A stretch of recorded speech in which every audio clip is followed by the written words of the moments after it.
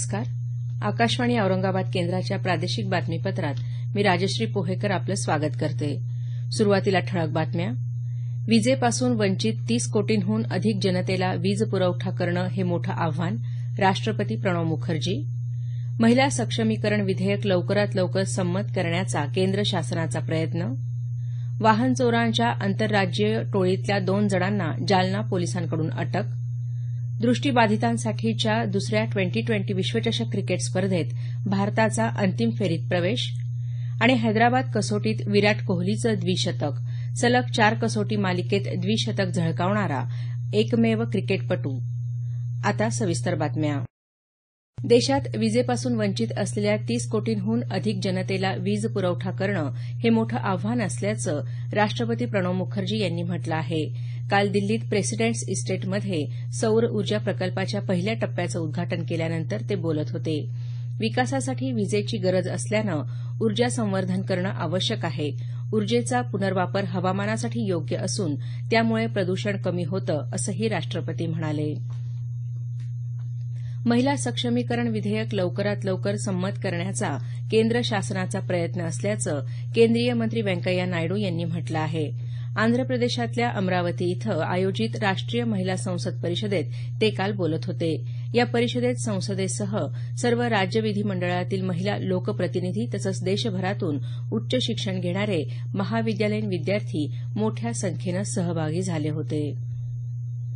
सार्वजनिक वितरण प्रणालीद्वारे मिळणाऱ्या अनुदानित धान्यासाठी आता आधार कार्ड सक्तीचं करण्यात आलं आहे. सरकारनं आधार क्रमांक नोंदणीसाठी 30 जूनपर्यंत मुदत दिली आहे. याबाबतची अधिसूचना जारी करण्यात आली आहे. भिवंडीत रिक्षाचालकांच्या मारहाणीनंतर एसटी चालकाचा मृत्यू झाल्याप्रकरणी रिक्षाचालकांवर कारवाई करण्याचे आदेश परिवहन मंत्री दिवाकर रावते यांनी दिले आहेत. रिक्षाचालकांच्या मुजोरीला आळा घालण्यासाठी विशेष मोहीम राबवली जाणार असून बोगस परवाने तसंच परवाने नसलेल्या रिक्षाचालकांच्या रिक्षा जप्त करण्याचे आदेशही रावते यांनी दिले आहेत. भिवंडीतल्या या घटनेच्या पार्श्वभूमीवर काल ठाणे इथं राज्य परिवहन महामंडळाच्या दोन्ही आगारातल्या वाहक आणि चालकांनी बंद पुकारला होता. मराठवाड्यासह राज्यातही अनेक ठिकाणी एसटीच्या चालक वाहकांनी काही अंशी बंद पाळल्यानं प्रवासी वाहतूक काही प्रमाणात विस्कळीत झाली होती. मराठवाडा आणि विदर्भातल्या शेतकऱ्यांनी परवानाधारक सावकारांकडून घेतलेल्या कर्जाची परतफेड करण्यासाठी 5 कोटी 22 लाख रुपयांचा निधी वितरित करण्यास मान्यता मिळाली आहे. याबाबतचा शासन निर्णय काल जारी करण्यात आला. या कर्जाची परतफेड करण्यासाठी एकूण 171 कोटी रुपये तरतूद करण्यात आली आहे. यापैकी 65 कोटी रुपये निधी गेल्या मार्च अखेरपर्यंत वितरित करण्यात आला होता. यंदाचा मराठी भाषा गौरव दिन संगणक आणि महाजालावरील मराठी या संकल्पनेवर साजरा केला जाणार आहे. ज्येष्ठ कवी कुसुमाग्रज यांची जयंती 27 फेब्रुवारी हा दिवस मराठी भाषा गौरव दिन म्हणून साजरा केला जातो. या दिवशी देवनागरी लिपीत एक परिच्छेद विकिपीडियावर टंकलिखित करावा असं आवाहन मराठी भाषा मंत्री विनोद तावडे यांनी केलं आहे. सर्व विद्यापीठांमध्ये हुतात्मा जवानांच्या पाल्यांसाठी काही जागा आरक्षित असाव्यात अशी मागणी प्रसिद्ध पार्श्वगायिका अनुराधा पौडवाल यांनी केली आहे. पौडवाल यांच्या संगीत क्षेत्रातल्या योगदानाबद्दल राज्यपाल सी विद्यासागर राव यांच्या हस्ते येत्या 18 तारखेला पौडवाल यांचा गौरव होणार आहे. या पार्श्वभूमीवर मुंबईत पत्रकारांशी संवाद साधताना त्या बोलत होत्या. या सत्कार सोहळ्यातून सूर्योदय फाउंडेशनच्या वतीनं 5 हुतात्म्यांच्या कुटुंबांना प्रत्येकी 50,000 रुपये मदत दिली जाणार असल्याचं पौडवाल यांनी सांगितलं. या प्रादेशिक बातम्या आकाशवाणीच्या औरंगाबाद केंद्रावरून प्रसारित केल्या जात आहेत. हे बातमीपत्र newsonair.com या संकेतस्थळावरही उपलब्ध आहे. वाहन चोरांच्या एका आंतरराज्यीय टोळीतल्या 2 जणांना जालना पोलिसांनी हैदराबाद इथून जेरबंद केलं आहे. त्यांच्या ताब्यातून 30 लाख रुपये किमतीच्या 2 इनोव्हा गाड्याही हस्तगत करण्यात आल्या असून त्यापैकी एक गाडी मुंबई विमानतळावरून तर दुसरी गाडी जळगाव जिल्ह्यात जामनेर इथून पळवलेली आहे. या टोळीचं जाळं अनेक राज्यात असल्याची शक्यता असून अधिक तपास सुरू असल्याचं जालना पोलिसांकडून सांगण्यात आलं आहे. दृष्टीबाधितांसाठीच्या दुसऱ्या ट्वेंटी विश्वचषक क्रिकेट स्पर्धेत गतविजेत्या भारतानं अंतिम फेरीत प्रवेश केला आहे. हैदराबादमध्ये काल झालेल्या उपांत्य सामन्यात भारतानं श्रीलंकेचा 10 गडी राखून पराभव केला. श्रीलंकेनं प्रथम फलंदाजी करत भारतासमोर 175 धावांचं लक्ष्य ठेवलं होतं. सलामीवीर प्रकाशनं 115 तर अजयकुमार रेड्डीनं 51 धावांची खेळी करत 13व्या षटकातच हे लक्ष्य साध्य केलं. उपांत्य फेरीचा दुसरा सामना आज पाकिस्तान आणि इंग्लंडमध्ये होणार असून अंतिम सामना उद्या बंगळुरू इथं चिन्नास्वामी स्टेडियमवर होणार आहे. भारत आणि बांगलादेश दरम्यान हैदराबाद इथं सुरू असलेल्या कसोटी सामन्यात काल दुसऱ्या दिवस अखेर बांगलादेशच्या 14 षटकात 1 बाद 41 धावा झाल्या. त्यापूर्वी भारतानं आपला पहिला डाव 687 धावांवर घोषित केला.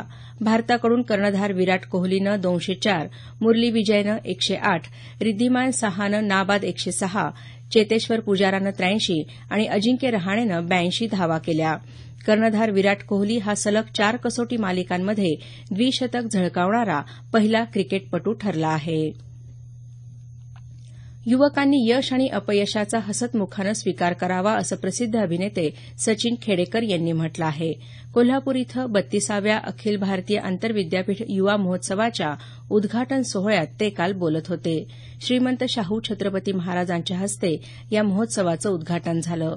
देशभरातून 77 विद्यापीठांचे संघ या महोत्सवात सहभागी झाले आहेत.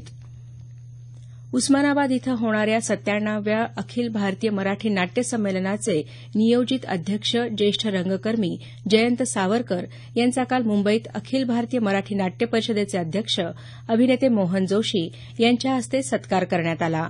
येत्या 7 ते 9 एप्रिल दरम्यान आयोजित या संमेलनात विविध विषयांवरचे परिसंवाद, लावणीसह लोककला आदी कार्यक्रम होणार असून नाट्यरसिकांना उन्हाची झळ बसू नये यासाठी सकाळ आणि संध्याकाळ अशा 2 सत्रात हे कार्यक्रम सादर होणार आहेत. औरंगाबाद जिल्ह्यातल्या पैठण इथं पुढच्या महिन्यात होणाऱ्या नाथषष्ठी सोहळ्यात सर्व सोयी सुविधा उपलब्ध करून देण्यात याव्यात अशा सूचना औरंगाबादच्या जिल्हाधिकारी डॉ निधी पांडेय यांनी दिल्या आहेत. पैठण इथं आढावा बैठकीत त्या काल बोलत होत्या. दरम्यान पैठण नगर परिषदेतर्फे राबवण्यात आलेल्या स्वच्छ महाराष्ट्र अभियानातील लाभार्थींशी जिल्हाधिकारी पांडेय यांनी प्रत्यक्ष चर्चा केली. स्वच्छ भारत अभियानाअंतर्गत अनुदान उचलूनही स्वच्छतागृह न बांधणाऱ्यांवर लातूर महापालिकेनं कारवाई सुरू केली आहे. सहाय्यक आयुक्त वसुधा फड यांच्या पथकानं 2 वसाहतीत केलेल्या सर्वेक्षणात 35 लाभार्थींनी स्वच्छतागृह बांधली नसल्याचं निदर्शनास आलं. यापैकी 30 जणांनी स्वच्छतागृह बांधण्याचं शपथपत्र सादर केलं. मात्र 5 जणांनी टाळाटाळ केल्यानं त्यांच्याविरोधात एमआयडीसी पोलीस ठाण्यात गुन्हा दाखल करण्यात आला. नांदेड जिल्ह्यातल्या सर्व न्यायालयांमध्ये आज राष्ट्रीय लोक अदालत आयोजित करण्यात आली आहे. यासाठी जिल्ह्यात एकूण 7,961 प्रकरणं तडजोडीनं निकाली काढण्यासाठी ठेवण्यात आली आहेत. संबंधित पक्षकारांनी याचा लाभ घ्यावा असं आवाहन जिल्हा विधी सेवा प्राधिकरणाकडून करण्यात आलं आहे. बीडचे जिल्हाधिकारी नवल किशोर राम यांनी काल धारूर आणि वडवणी तालुक्यातील जिल्हा परिषद आणि पंचायत समिती निवडणुकीच्या पूर्वतयारीचा आढावा घेतला.